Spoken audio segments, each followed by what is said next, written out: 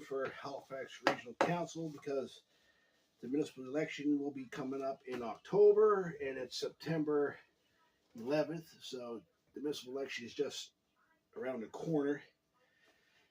And I was supposed to do a segment about the housing pallets, but we had some reply back and we had a lot of information given to us by the province. So if we have time to go over this, during our topic here about Halifax transit, public transit in rural communities of HRM in the province of Nova Scotia, if we have time, then we'll switch back over to our last segment about the housing pallets that the province had gave me a lot of information on. And I don't know if you got it or not, but the pamphlet flyers for the 2012 October municipal election, it came in the mail. It was around the beginning of the month. Anyways, here it is. I got mine. This thing is hiring, on the back of the pamphlet, I should say, it's saying that it's now hiring election workers. Temporary election workers are needed to support this fall's election across the municipality, with many different paid opportunities available. Learn more and submit your application at halifax.ca/election. If you would like to work the election, look on the back of this blue section here on how you can apply for employment if you would like to do so. But anyways, we're here to talk about public transit throughout the Halifax Regional Municipality, or the region of Halifax, however you want to call it. And public transit, for a community to be served, public transit is based on ridership. Does the community have a healthy ridership? Does it have a poor ridership? If it has a poor ridership, usually you get poor hours of operation and service from the Halifax Transit. Rural communities within the region of Halifax have been struggling significantly. The communities of Porters Lake have been doing okay, but seen better days. The community of Porters Lake has two services. The 401 Halifax Transit that runs along the number 7 highway along the communities of Porters Lake, Lake Echo, and East Preston. And then you got the Rapid Halifax Transit Service, the Metro X bus route number 370 that runs from the Porters Lake Park and Ride in Porters Lake across the street from the Porters Lake Elementary. They'll run along the 107 highway right into Dartmouth to the Dartmouth Bridge Terminal. Then they'll go onwards journey to the Halifax at the Scotia Square in Halifax. That's direct, no stops, direct. For a public transit service to sustain good service, the requirement passengers are 14 passengers per trip. The 401 bus service that serves along the communities of Porters Lake, Lake Echo, and East Preston along the number 7 highway receives approximately around 12 to 11 passengers per trip. The requirement for passengers per each trip is 14 passengers per trip. So the 401 public transit runs along the number 7 highway from the communities of Porters Lake, Lake Echo, and East Preston. It's just a little smudge below the requirements, not much, but it has to increase for their service to get better and be more reliable. For the bus route number 370 that runs from the Porters Lake Park and Ride across the street from the Porters Lake Elementary School along the 107 highway into Dartmouth at the Dartmouth Bridge Terminal, across Sackman Sports Center, the former Dartmouth Sportsplex, whatever you want to call it. Then it'll go on its way directly to Halifax, and it will stop and let people out at Scotia Square along Duke Street. And the concern is the 370s only get maybe 5-6 people per trip.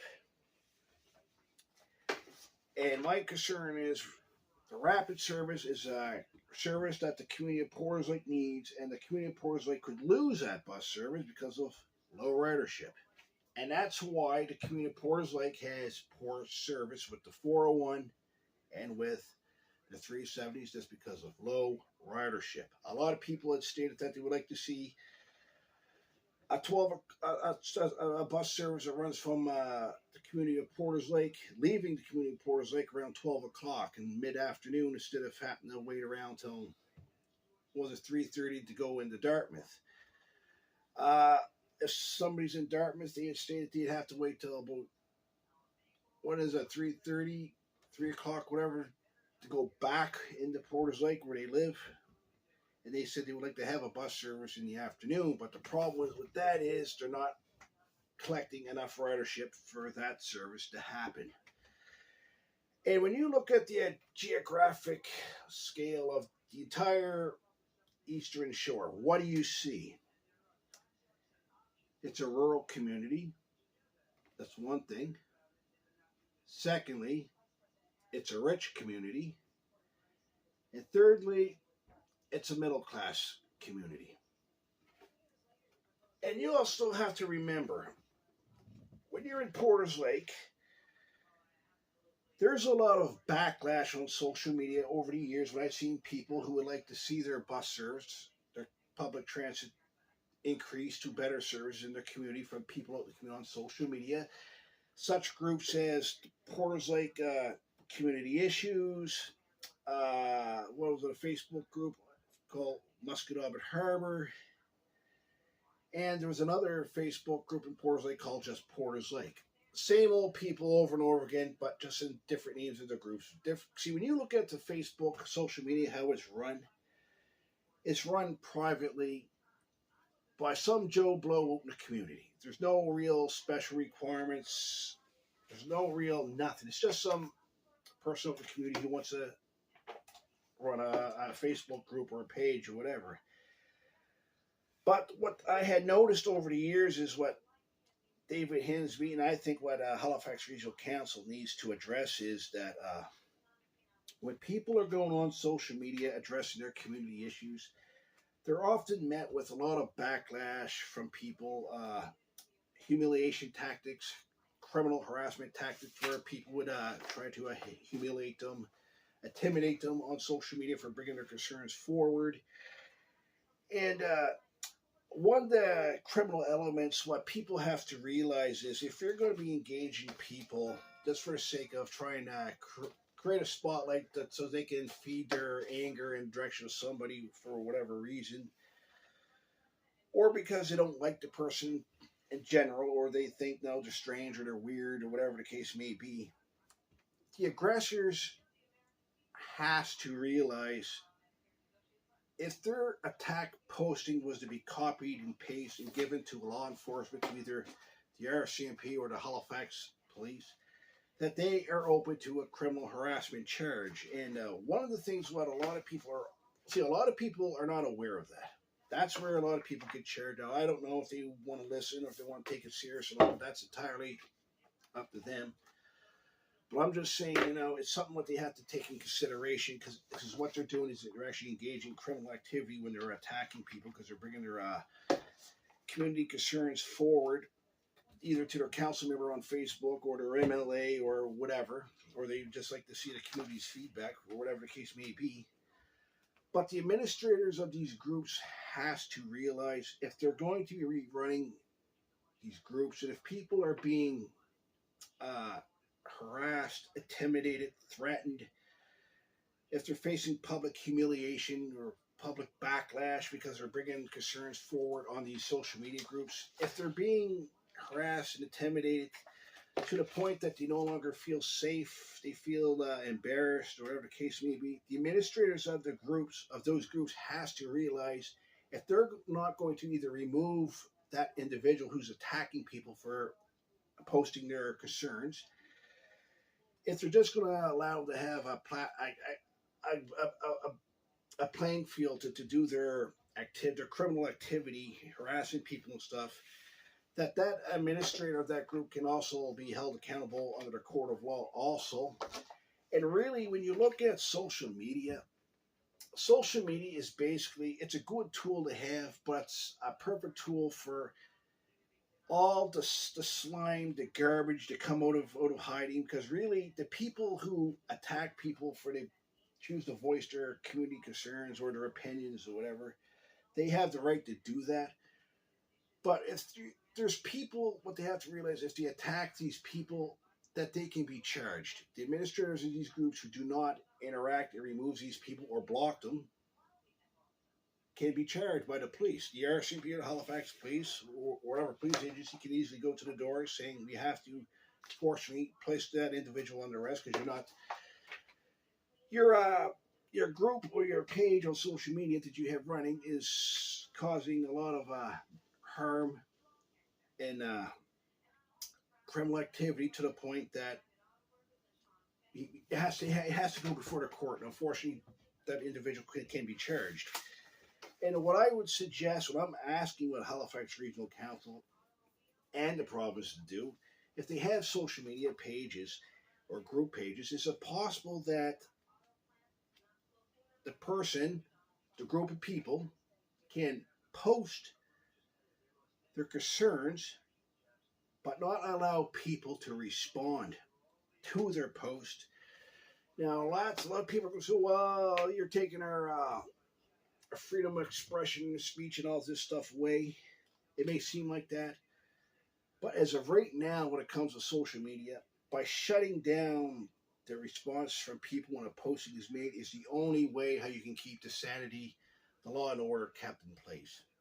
Because if a person is harassed to the point, if they were to go out and they commit suicide or whatever, the aggressor and the administrator of these social media pages has to realize they can be charged, and not only can they be charged, if that person died for their injuries or they hurt themselves, that they could be looking at a hefty imprisonment sentence. Is this just a hefty sentence? This is not something that the average person should be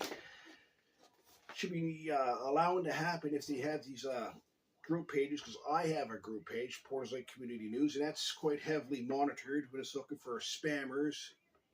And people are just out there arguing on social media. I mean, I had a few people on my group page that decided to argue. They've been removed immediately.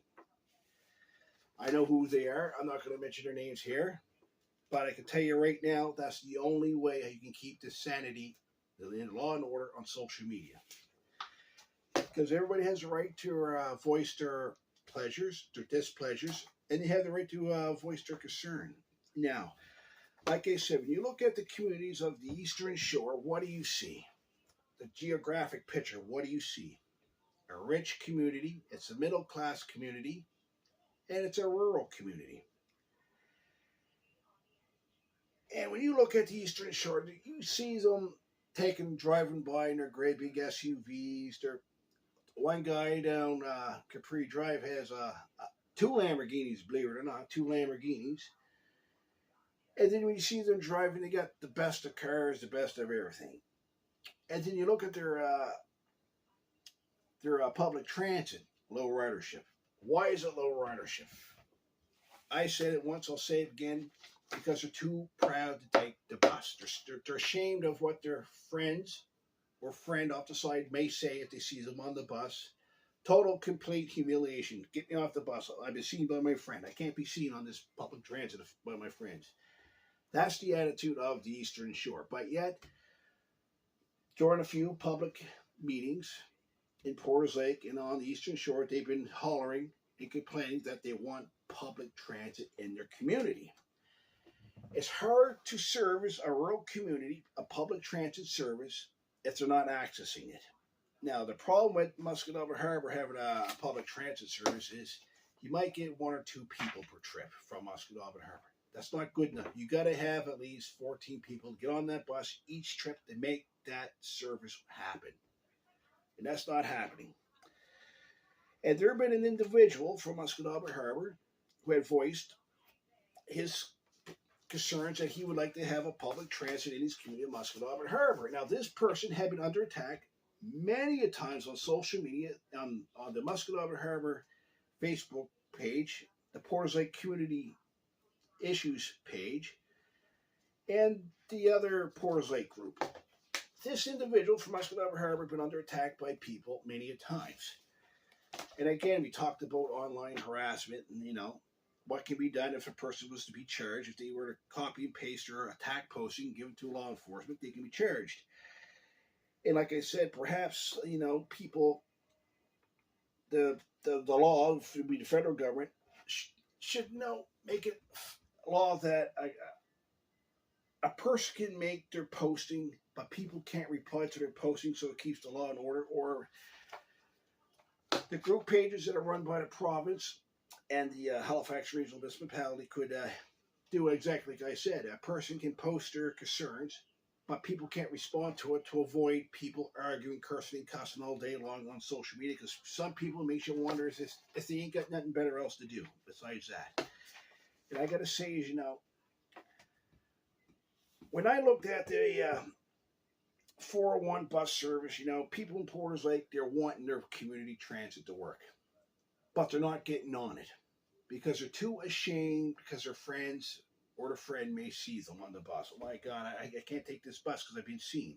But yet they want the public transit in their community. The bottom line is, I've been saying this before, David Hensby's been strongly advocating on the Eastern Shore for public transit, especially in the community of Porters Lake. You would think the community of Porters Lake would have enough people to support a public transit. But guess what? They don't. Because like I said before, they're too proud to get on the bus. People should be getting on that bus. It has good hours of operation. The 370 has a good, solid hours of operation, and people are not gaining access to that bus service. Me, in my opinion, I really don't understand how that 370 is not discontinued. I say it will over time. And then people are going to be crying that, why was our bus discontinued? Because of you're not accessing it. And I got to say is, people has to be more committed if they want to access their public transit service.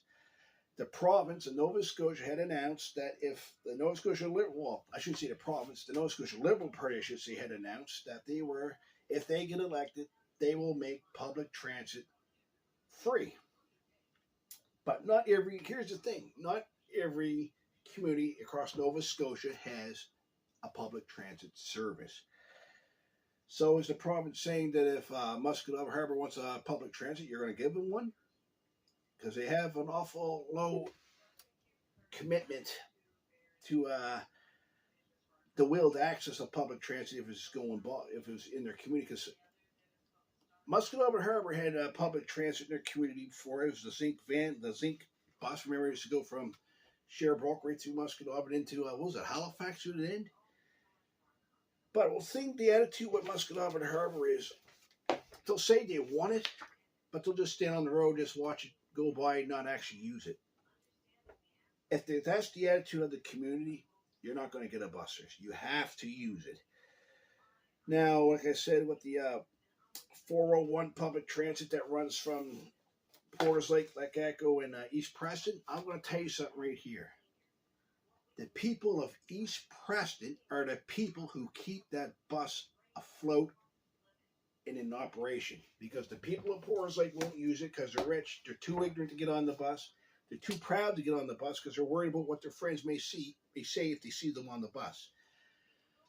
Say what you want about the community of East Preston, but I'm going to tell you something right now. It's them who keep that bus afloat. They're good people. They're very dedicated people. They use that bus. God love them. They're very nice people. And I'll tell you right now, all you people in East Preston, if it wasn't for you, that bus will be gone. Because the people in Porters Lake are too proud to access that service. Because they're scared of what their friends may say. And not only that, when somebody says that they like to have that bus service, they have no regard of a person who may speak up for a public transit in their community that they may not have their driver license due to health issues, disability issues, they may not have no eyesight, they may not have access of their arms or their legs. They have no regard for a person's disabilities, none whatsoever, why they can't or may not be able to maintain a driver's license. They rather overvoice people with their ignorance, so that service is discontinued and doesn't happen. So my suggestion with Councillor David Hensby is this problem with the attitude on social media with the communities of Musqueam Harbour, Facebook page, I should say, and the community in the Porters Lake Community Issues group and the other Facebook group called Porters Lake should be engaged by you. Speak up for people, because what should be done is, David, if you're listening, or other members of the Halifax Regional Council, if it gets to the point that social media is it's a shithole. It is. Social media is a cesspool. Put it that, it's a cesspool. That's what it is. It's just this, every slug that can crawl out of a rock is all comes out of the open. It's exactly what they are. The Porters Lake, I mean, you can't get any more ignorant than the people from Porters Lake and Musqueam Harbour. They're very ignorant. I had a woman come up to me today, shaking my hand, you know. She said, "No, Adam, I recognize you. I know exactly who you are." Very, very displeasured with their MLA, Kent Smith, who wouldn't be, something like that.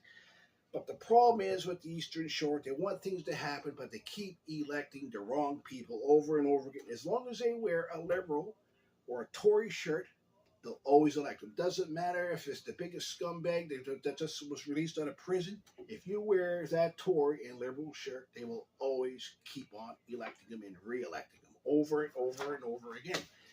Kent Smith, I can't tell you how many people that man insulted. And then he has the gall to go around in that Pee Wee Herman. Do we got a picture of his car? Can we show his car? He drives around in his car here, pretending that he cares when really he doesn't. The best thing that I would like to see with Kent Smith is face a defeat in this next provincial election and get him out of there. Get him out of that seat. Get somebody else in there. Like I said, the Nova Scotia Eastern Shore Conservative Riding Association, if they really want to do something good, replace Kent Smith with the nomination, get him out of there, and let somebody else run for the party instead of Kent Smith. Just get rid of him. But at the end of the day, we're talking public transit here. We have, here on the Eastern Shore, David Hinsby has to be more considerate about people who cannot drive their cars because of disabilities, their eyesights, no use of their arms or legs. We have to think of that, because when the people of the Eastern Shore speak up with their ignorance, like they always do, they have to be more considerate. These people who are speaking up, they may be seniors and not able to drive anymore. Like I said, may not have no access to their legs or their arms anymore. Can't drive. The doctor says, no, you can't drive no more because your health is posing a risk to your driving abilities now. There's no considerate of that now whatsoever. They rather get out there and show their ignorance. So I'm asking David Hinsby to engage these social media groups on the Eastern Shore, the Porters Lake Community Issues group, the Porters Lake group, and the Musqueam Harbour Facebook group. If David Hinsby can get a hold of those administrators, try to bring law and order in place, and if there's no prevail, then perhaps, the next step is reporting their groups on social media and having their groups discontinued. But anyways, the public transit is a crucial part that our community of the Eastern Shore could have and should have, and it should continue, not being discontinued or face the risk of discontinuation like it's facing now. But I say, what the changes that the Halifax Regional Municipality are making, it's a concern. Because when you look at on how their service is running, they got all kinds of buses in one area. Portland Street, all kinds of buses in one area, but they're not spread out. They're not spread out further across the HRM. Why is there no bus service running from Upper Sackville to downtown Halifax? Now, where is the boundaries from HRM? Is this Upper Sackville part of HRM? I think it goes as far as Mount Uniacke. Yeah, Mount Uniacke, I believe. I'd like to know where the boundaries are for HRM, because if Upper Sackville is part of HRM, put a parking right up there so those people on Upper Sackville can access a public transit bus. Enfield, another community. You don't see a public transit going to Enfield, do you? But they got the population. But I think this is something that should be looked at. I mean, with the Nova Scotia Liberal Party making that announcement, they'll make public transit service for free. My suggestion is, let's not make it for free. If they want to help out, why don't they help reducing the bus fare for people getting on? Let's reduce it from $3 down to $1.25. Can we do that once again? If the province was to get involved, can they do that? And like the communities with low ridership can the province fund Halifax Transit so these communities with low ridership do not lose their public transit bus for people who actually has to use it. Because now David Hins will say, well, Adam, you got these private shuttle services. Yeah, there is, but here's the thing.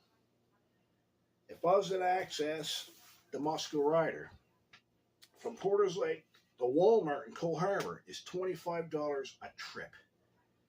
So if I was going to take that back home again, I'm looking at $50 for the day.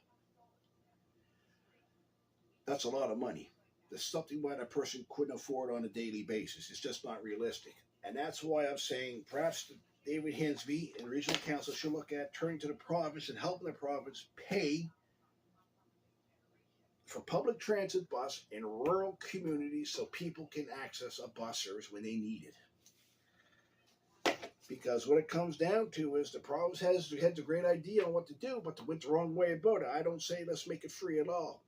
Let's try to reduce the bus fare so people can get on, so they can afford to get on these buses from $3 to $1.25, so it's affordable for people to access. But that's what I have to say about this, about public transit. I mean, it's a great idea to have, like I mentioned to David Hinsby on my text to David Hinsby. I said, why don't we bring back the old trolley in Halifax instead of jamming every bloody bus in downtown Halifax? Why don't we bring back the trolley that will run along Quinpool Road, Spring Garden Road, right down to Barrington Street around City Hall? Because I said they had it before. My grandfather used to take it, believe it or not, when he lived in Dartmouth. He used to live on Gaston Road in Dartmouth. He used to walk down Gaston Road, Portland Street, get on the trolley, and the trolley actually went across the McDonald Bridge, believe it or not, back then. And I would believe he would go to the Navy place there on Lower Water Street, is it? Because he was a Second World War veteran. But by then he was retired. I'm just assuming that's where he went, where HMCS Scotia is today. I'm assuming that's where he went. I'm not saying that's exactly where he went. But streets like Quinpool Road was that runs along the QE2. That all should be trolleys going through there. Because you got them in Toronto. I really don't understand why Halifax don't have them. They could have a trolley that runs along Roby Street. They could have a trolley that runs along downtown Dartmouth from, I don't know, the Penhorn Plaza down to the bridge terminal, you know. You should have the trolleys out there. It's cheaper. It's greener. You're spending less money on gas for buses, you know. Now, would it be better in the winter with a snowstorm? I don't know. Because I don't remember the trolley when I was a kid. Because I believe when I was a kid, the trolleys were discontinued because everybody went to the buses, the public transit buses. But I believe the trolley, the little small trolley, is something that the City of Halifax Regional Council should be looking at. But anyways, my name's Adam Conrod. I just want to address this issue with public transit along the Eastern Shore to David Hinsby and Halifax Regional Council, including my MLA, Kent Smith, who I'm not that thrilled of, which I don't think we're ever going to see any positive come from him, because I can't tell you how many people that told me that he turned to, and nothing really positive came back. So unfortunately, we don't have enough time to continue about our segment about the affordable housing pallets, but we'll do another video on that real soon. So this public transit thing is something that I want to address. We're in the midst of the election. It's just ready to start. I'm going to give a copy of this video to Paul Boyd, a candidate to run for mayor, and I'll give a copy of this to Andy Fillmore and all the candidates running in David Hinsby's district too. Because I shouldn't say David Hinsby's district because it's everybody's district. So, if there's anybody out in the community that would like to see their public transit on the Eastern Shore improve, contact your council member, David Hinsby, immediately and voice your support of it. But like I said, with these social media groups, David, and members of Regional Council, you guys have to do a better job. I mean, if you guys have any HRM Facebook group pages with issues, let people voice their concerns, but turn the commenting section off so people can't argue and curse and cuss at people. Start a big online battle, because people, unfortunately, in today's world, people just ain't got nothing better else to do. They really ain't. And they have no regard about people's well-being and the damage that they cause people, the humiliation, or to cause people to hurt, resort to suicide. If that happens, see, the city regional council has to realize if you have Facebook group pages and if you're allowing people to commit criminal activity with online harassment on social media, the administrators of the HRN can be charged. And then these other people, like I mentioned, with the Poors Lake Community News Group and the Poors Lake Group and the Muscatine Harbor Facebook group has to be interacted with. So I'm asking David Hinsby if he can do that. And I'm hoping that David Hinsby reached out to the individual I told him in my last video who had voiced his concerns about wanting to have a public transit between Muscatine Harbor. But anyways, it's Adam Conrod, and we'll see you later on.